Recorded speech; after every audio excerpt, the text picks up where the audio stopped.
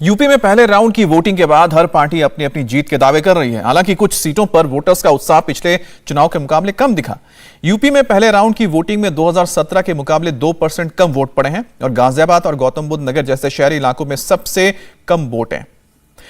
Sahibabad seat पर सबसे कम 45% vote पड़े तो शामली की कैराना सीट पर सबसे ज्यादा 75% वोटिंग हुई है। नोएडा और गाजियाबाद शहर में केवल 50% और आगरा में इस साल 2017 के मुकाबले 13% कम वोटिंग हुई। वहीं शामली में पिछले चुनाव के मुकाबले 8% ज्यादा वोट पड़े हैं। मथुरा में भी बम्पर वोटिंग हुई है, लेकिन गौतम बुद्ध नगर में वोटिंग में 10% की गिरावट आई।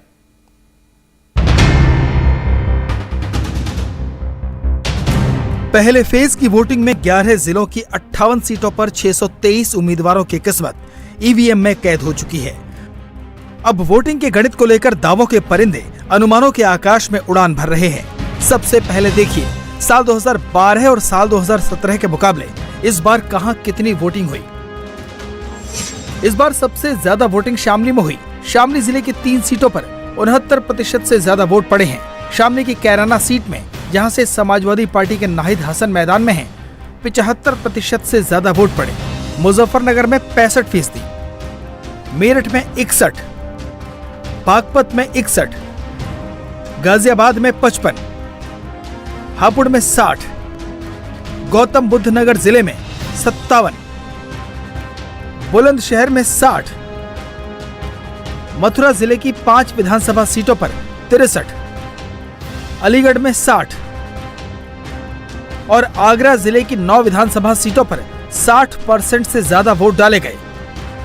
पहले चरण में कुल वोटिंग पर नजर डालें तो साल 2017 के मुकाबले इस बार 2% कम वोटिंग हुई है, यानी लगभग साल 2012 जितनी। यूपी में 2 से 3% की वोटिंग में पिछली बार सीटों का खेल बदल गया था और बीजेपी ने बम्पर सीटें जीती थी। एक नजर वोट और सीटों के आंकड़ों पर भी डाल लीजिए। 2012 में कुल 61.03% वोटिंग हुई थी। उस वक्त बीजेपी के खाते में केवल 10 सीटें गईं, बीएसपी को 20 और एसपी को 14 सीटें मिली। इसी साल आरएलडी को 9, कांग्रेस को 4 और निर्दलियों के खाते में 11 सीटें गई थी। जबकि अब 2017 में 2% वोटिंग बढ़ी तो बीजेपी को 53, एसपी बीएसपी को 2-2 और आरएलडी को 1 सीट से संतोष करना पड़ा।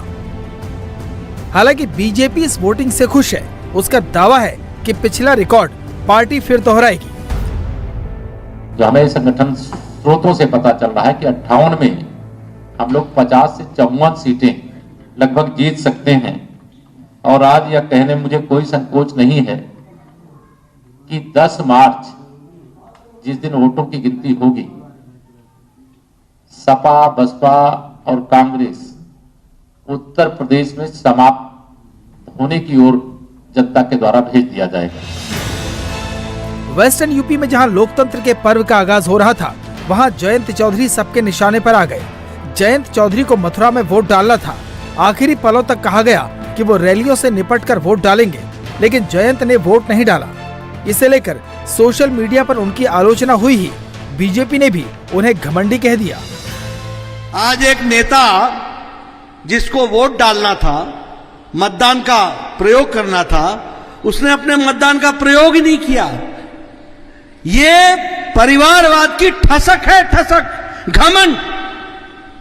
और ऐसे लोगों को प्रजातंत्र की हनक जवाब देती है, ऐसे लोगों को जवाब देती है। ये आपको याद रखना चाहिए। पहले चरण के वोट का गुणा गणित अब 10 मार्च को नतीजों वाले दिन तक चलेगा, लेकिन हवा की शुरुआत हो चुकी है और ये बाकी सभी 6 चरणों पर असर डाल सकती है। इंडिया टीवी हर वक्त हर जगह डाउनलोड करने के लिए सर्च करें India TV news Google play store या ऐप स्टोर पर।